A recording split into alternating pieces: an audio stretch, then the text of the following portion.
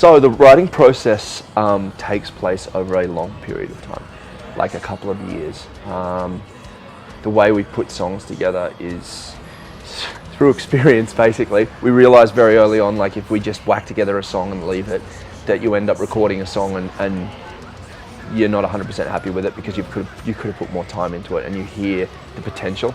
So we start with an idea or a concept, and we build on that. Simply on the base of like making something that's interesting, and we make more to that concept sonically, and then we let it sit for a while and we keep reworking it, and then we find that like it sheds elements and it gains elements, and over that period of time it builds, and then that song influences how other songs are created, because we need counterpoints to those sonic elements, and it all gets built in that way. And after a while you realize what the album's going to sound like, and you start bringing in other things that you feel are lacking, or areas that which you want to hit to accentuate other things and stuff like that. So the way it differed this time around was this is the first record where I've had the vocal ability to work in a creative sense that wasn't an afterthought. Like even on Aya was the first time when we branched out, and I had technique. The music was still written and the vocals were fashioned to the guitars afterwards.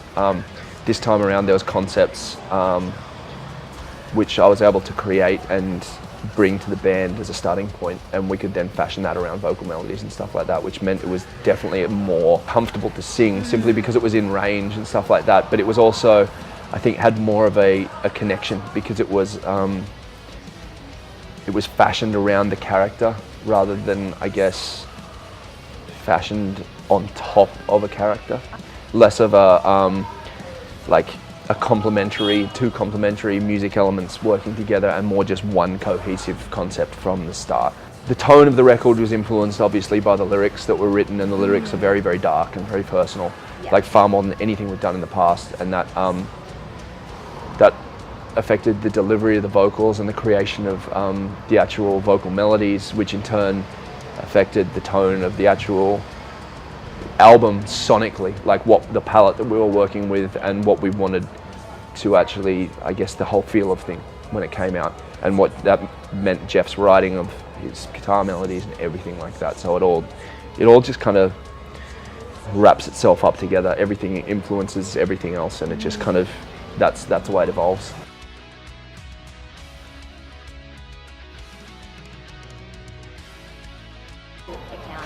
It all influences. Like the thing is, it's like we've always been a live band first and foremost, but the live setting has changed.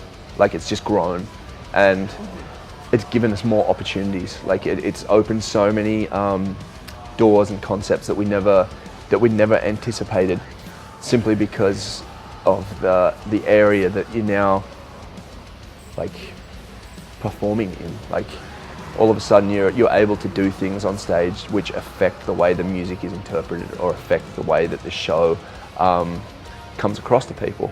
And they're things to take note of, because it can really, like, it can make the way you present the music to the other senses can completely change. Like the context changes the way a song is received.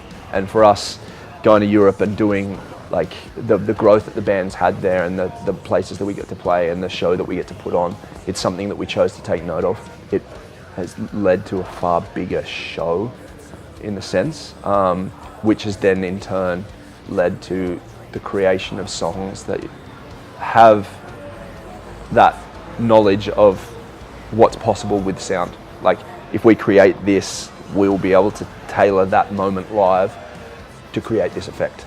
So it used to just be like, go mental, adrenaline. You've got a half an hour set, you just want kids to be worn out. But when you're playing to like 80,000 people for an hour and a half, pure adrenaline, like you want to be able to do more than that. And you want the adrenaline to count when it happens, but you can create so much more than that. And the ebbs and flows, it's working between the polar opposites of the spectrum, basically.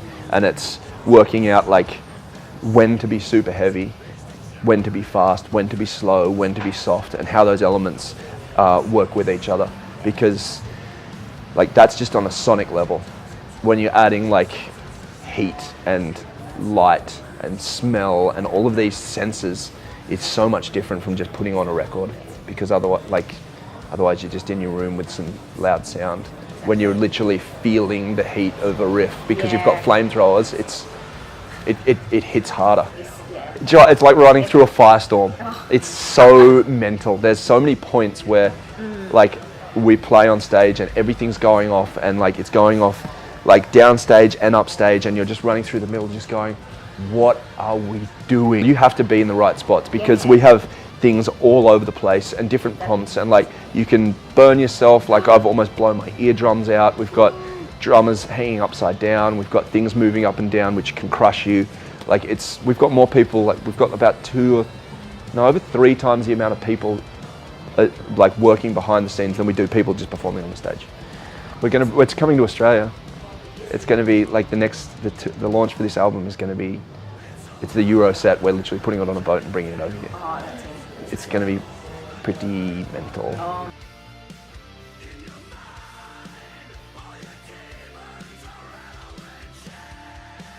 It's crazy when you look back, because like this band started with a demo tape.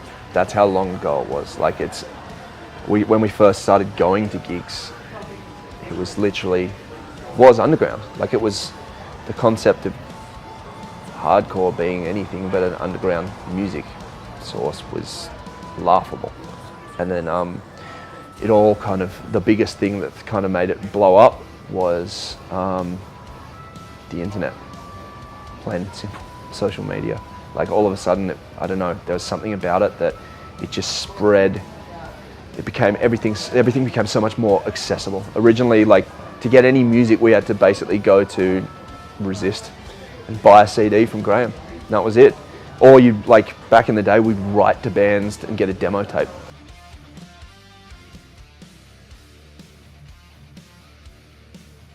We had planned on experiencing nostalgia. Like that was, and it really did.